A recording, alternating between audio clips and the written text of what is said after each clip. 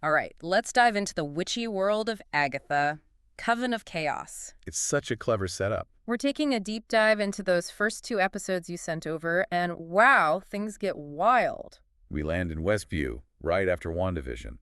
But Agatha's trapped, living as Agnes, and investigating this mysterious death connected to Wanda. This video breakdown from Pelicomic is awesome. It really unpacks everything going on. Talk about a way to grab your attention from the start. Right, it's like, wait, is Wanda back? Is this some alternate reality thing? And the way the video breaks down the clues about the body being real or not, so good. But it goes deeper. We see this pattern of crucial information being destroyed by fire, almost echo the Darkhold from WandaVision. But it goes deeper. That's no coincidence. It's this subtle but powerful way the show reminds us that even though Agatha's the focus now, the chaos magic unleashed by the Darkhold still has a grip on this world. Okay, and get this, Dottie, Norm, even that creepy rabbit from WandaVision. It's fascinating. They're back. Now, the video does debunk the theory of the rabbit being Mephisto in disguise, but still, having those familiar faces pop up adds another layer. Yeah, absolutely. And the fact those Mephisto theories still pop up is telling. Which brings us to Agatha herself. It shows this deep desire from fans to see a puppet master, some bigger villain pulling the strings. It makes you wonder if the show will deliver on that, even if it's not who we expect. I mean, she's lost her powers and needs to wrangle a coven to get them back. The way I see it, their past is a ticking time bomb. But she refuses to work with one witch in particular, Rio Vidal. The video mentions some serious bad blood between them. What's your take on that dynamic? Whatever happened clearly left scars, and those kinds of resentments tend to boil over.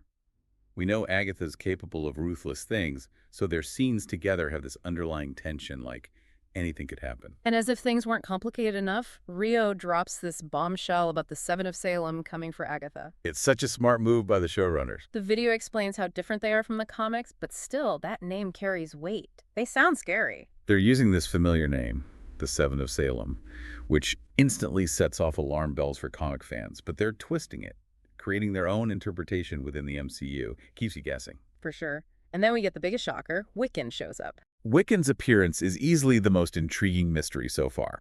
He's older now, obviously, but claiming to be just a normal teen. His insistence on downplaying his abilities, that aged-up appearance, it all screams calculated deception. Come on, we all know that's not true. That- Pelicomic did a great job pointing out just how much power he casually displays. And the fact he managed to break Wanda's hold on Agatha, this kid is powerful. Which makes you wonder, what's he really after? It's a theory with legs, that's for sure. Could he be in this magical realm searching for his mother? The video touched on that, and it makes a lot of sense, given their connection and his powers. Remember, Wanda's story was all about love and loss, particularly with her children. For Wiccan to be driven by that same yearning, to be searching for her in this mystical realm, that adds a whole other layer of emotional stakes to the story. Right. And that's where the first two episodes leave us. It's brilliant storytelling. Agatha, her ragtag coven, Wiccan with his secrets, and the ominous Seven of Salem all circling each other in this magical realm where desires are up for grabs. They've taken these characters with these immense powers and vulnerabilities and thrown them into this pressure cooker of a situation. Talk about a recipe for chaos. You can't help but be hooked. And speaking of chaos, let's talk about this Path of the Witches thing. Exactly. The video explains how it grants your deepest desires at the end, right? Right. But Agatha needs a coven to even open the door. It's like a magical... It's like a magical doorbuster sale. There you go. But you need a team to unlock the savings. Exactly, and what a team it is. Right. We get this fantastic montage of Agatha assembling her coven, a mix of familiar faces and newcomers, each with their own quirks and powers. Yeah. And then there's Sharon, her totally normal neighbor, Oh, yeah. thrown into this world of witchcraft. Right. I love how the video highlights that contrast. You have these powerful witches, and then there's Sharon just along for the ride. It's hilarious. But they actually managed to open the door to the Path of the Witches, and they do it by belting out this incredible song. It's like a witchy opera, and honestly, it's kind of amazing. The music is phenomenal, and the video really breaks down how it elevates that whole sequence. Yeah. You have these distinct voices blending together, creating this haunting melody, and it really underscores the mystical, almost ritualistic aspect of what they're doing. For sure. And just when they think they're home free, bam.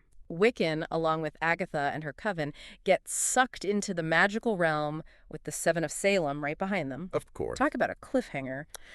But before we dive into that, can we talk about Agatha's powers for a second? I mean, she spends a good chunk of these episodes without them, which feels like a huge vulnerability. It's a fascinating choice by the writers. Yeah.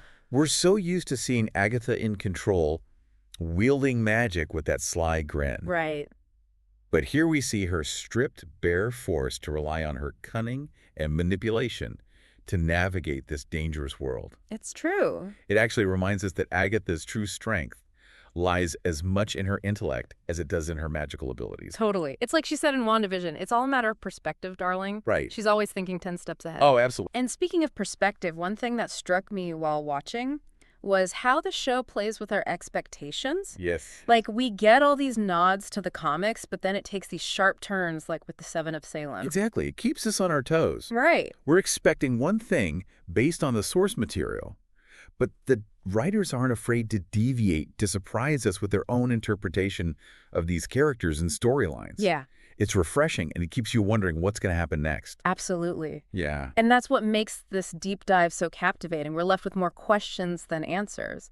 Right. What does Agatha really want? Is it just power, or is there something deeper she's seeking? Right. And what about those glimpses into her past, particularly the death of her son? Oh, interesting. Could that somehow be connected to everything that's happening now? The series excels at planting these seeds of doubt and intrigue. Yeah. We're given these fragments of information, these hints and glimpses, but the full picture remains tantalizingly out of reach.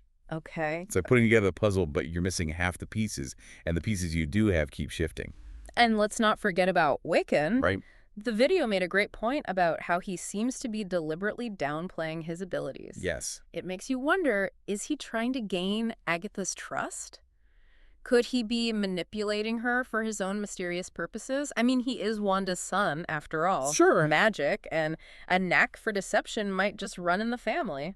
That's a very real possibility. Right. Remember, we still don't know the full extent of Wiccan's powers, nor do we fully understand his motivations for being in this magical realm. Right. Is he there solely to find Wanda? Or is there something else driving him? It's this delicious mystery that keeps you glued to the screen.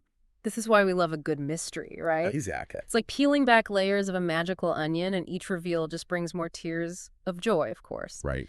But on that note, there's one detail from the video that really stood out to me. The way the show visually represents Agatha's mental state, particularly when she's under Wanda's spell. Yeah.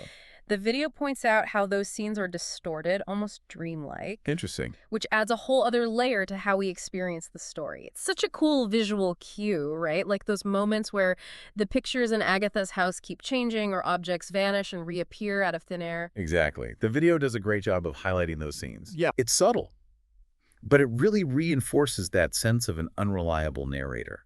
We're constantly questioning what's real and what's being filtered through Agatha's warped perception.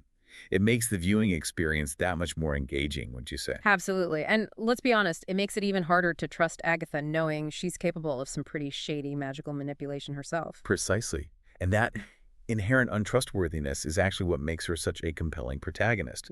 We're always kept guessing, trying to figure out her true motivations. Is she playing the victim here, or is she the mastermind pulling the strings? It's a delicious tension that keeps us hooked. Okay, so we've covered the mysteries, the return of familiar faces, those awesome musical moments, but what does it all mean? What are your biggest takeaways from these first 2 episodes of Agatha, Coven of Chaos? For me, it's how masterfully this show builds upon WandaVision, while also carving out its own unique space within the MCU.